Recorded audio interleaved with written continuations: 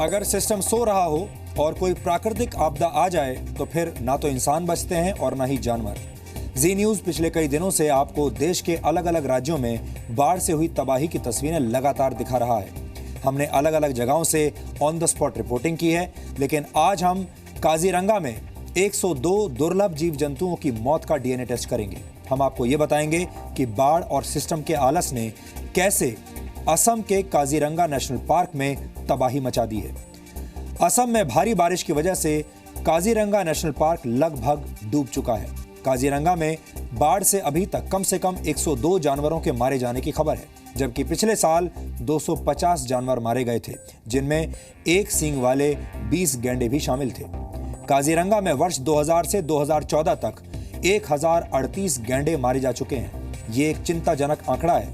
इन मौतों के पीछे बहुत सारे कारण रहे होंगे और बाढ़ इनमें से सबसे बड़ी वजह है। काजीरंगा नेशनल पार्क दुर्लभ प्रजाति के एक सींग वाले गैंडे के लिए पूरी दुनिया में प्रसिद्ध है। वर्ष 1985 में यूनेस्को ने काजीरंगा नेशनल पार्क को वर्ल्ड हेरिटेज साइट घोषित किया था।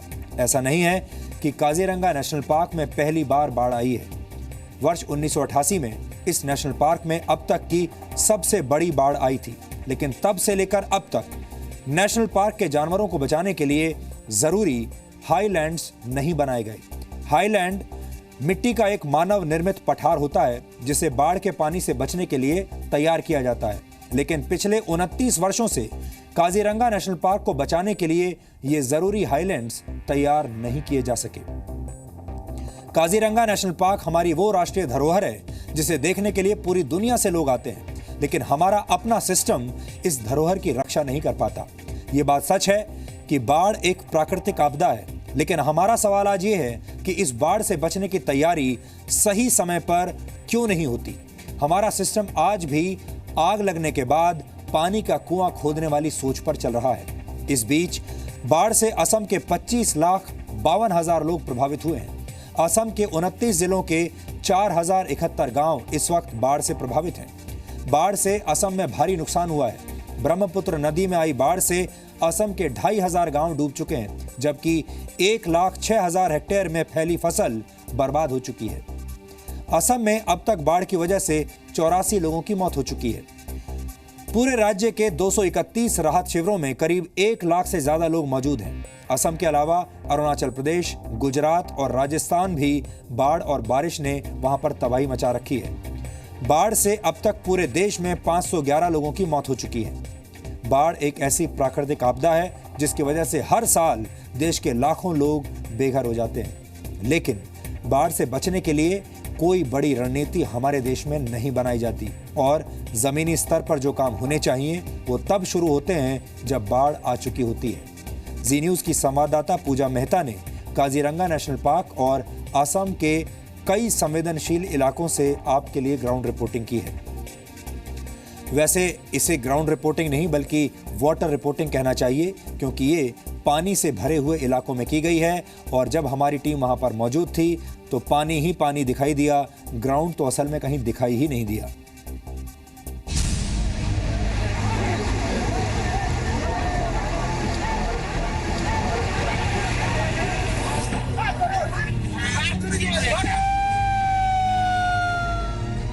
ये बाढ़ से बर्बाद हुए असम की तस्वीरें हैं।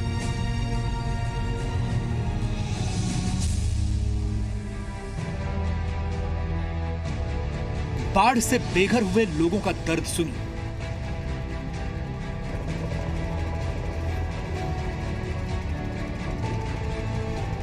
बचा है फिर बोए भी गया। लेकिन 10-15 गांव चला गया। सरकार तो ये बोल रहे हैं हाँ खूब टूटा है घर, खूब बस्ती टूटा। मतलब सब कुछ बह गया है, फिर भी कोई राहत की शिविर नहीं है यहाँ नहीं पर। नहीं। बाढ़ और आलसी सिस्टम ने बेजुबान जानवरों को मार डाला। हर साल जब यहाँ पे बाढ़ आती है पूरे तरीके से ये पानी के अंदर चला जाता है। यहाँ पर कई जानवरों की मौत होती है। बारिश, बाढ़ और बर्बादी ये इस समय की वो विकराल समस्या है जिसने आधे हिंदुस्तान को घायल कर दिया है। देश के 14 राज्यों में आई भीषण बाढ़ ने अब तक 511 लोगों की जान ले ली है।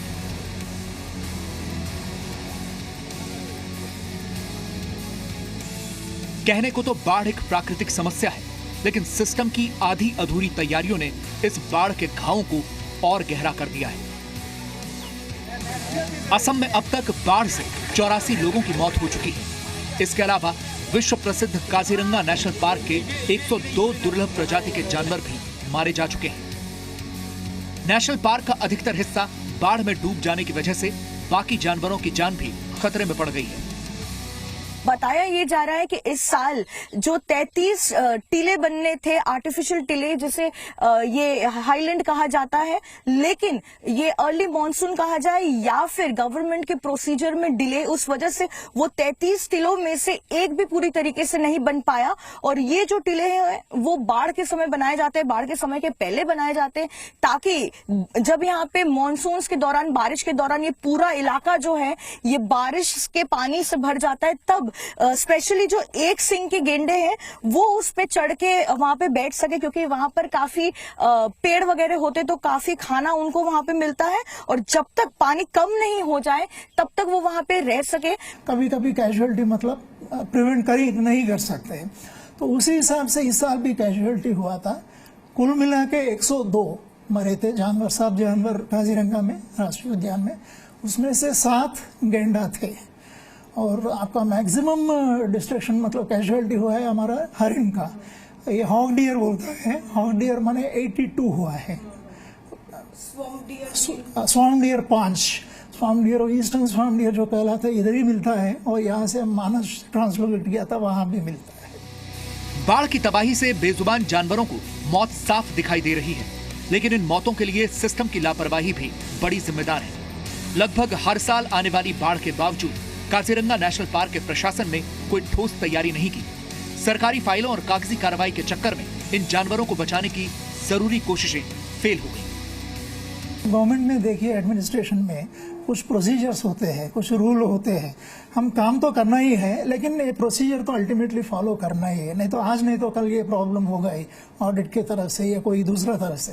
तो काम ऑलरेडी शुरू हो गया था, तो पेपर वर्क जितना भी था वो भी कर दिया था, एक कमेटी बनाया गया था उसके लिए, टोटल कितना हाईलैंड बनाना है, कहाँ कहाँ पर बनाना है, उसका हाइट कितना होगा, लंबाई कितना होगा, ये सब पूरा डिसीजन हो गया था। और टेंडर भी दे दिया था, टेंडर दे के सेटलमेंट भी हो गया था, कौन मतलब ये सबसे लोएस्ट दाम में बनाता है हाईलैंड, ये सब करके अभी स्टार्ट करने वाला था। ये करते करते आपका अप्रैल महीने पहुंच गया था, तो उसी टाइम में साथ साथ में बारिश भी शुरू हो गया था। तो अभी बारिश में काम करने से तो मुश्किल होगा, हाईलैंड का काम सक्सेसफुल नहीं होगा। सारी तैयारियों के बावजूद नेशनल पार्क में समय पर हाईलैंड नहीं बनाए गए। बाढ़ के पानी से बचने के लिए बनाए जाने वाले हाईलैंड पिछले कई वर्षों से सरकारी मीटिंग में अटके हुए हैं, और यही लापरवाही इन बेजुबान जानवरों की जान ले रही है। तो हर साल जो फ्लड आती है उससे अगर एक सर्टेन लिमिट तक रहती है तो फ्लड यहाँ के हैबिटेट के लिए, यहाँ के ग्रासलैंड्स के लिए बहुत जरूरी है। तो इसके हैबिटेट को मेंटेन करने के लिए ये फ्लड बेनिफिशियल है।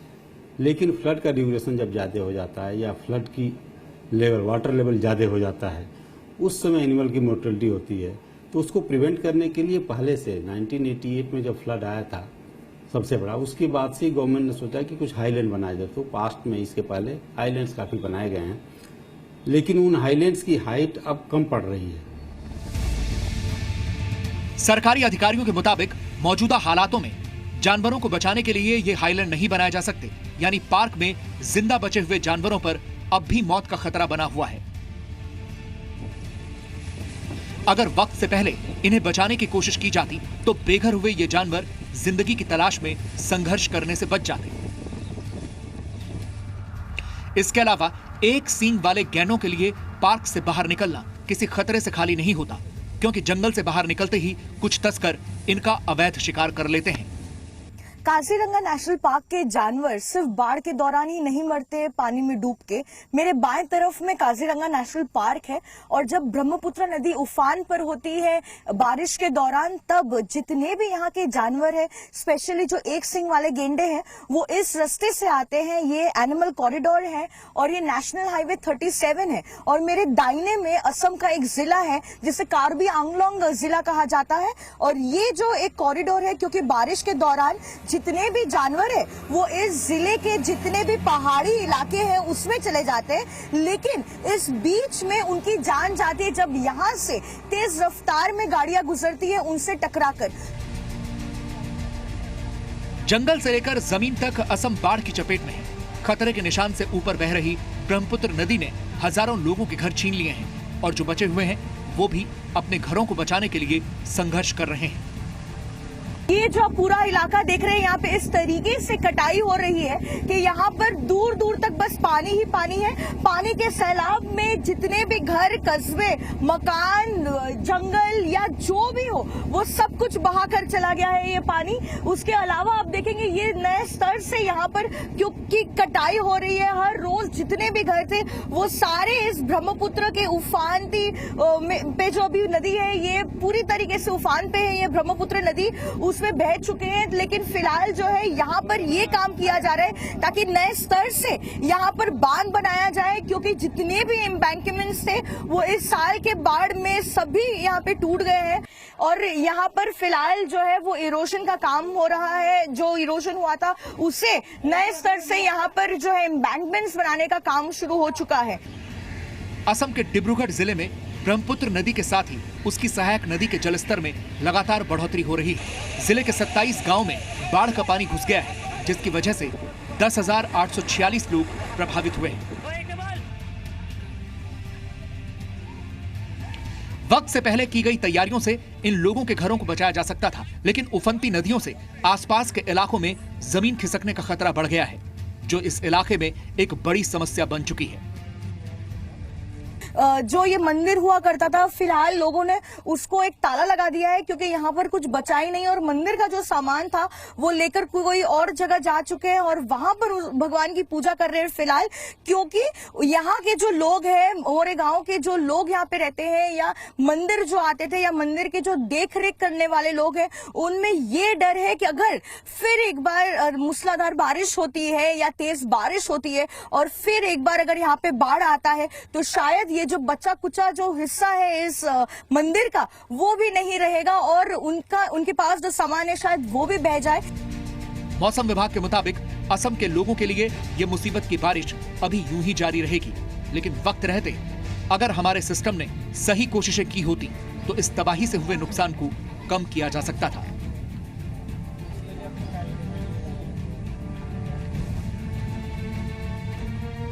असम से पूजा मेहता के साथ ब्यूरो रिपोर्ट, जी मीडिया।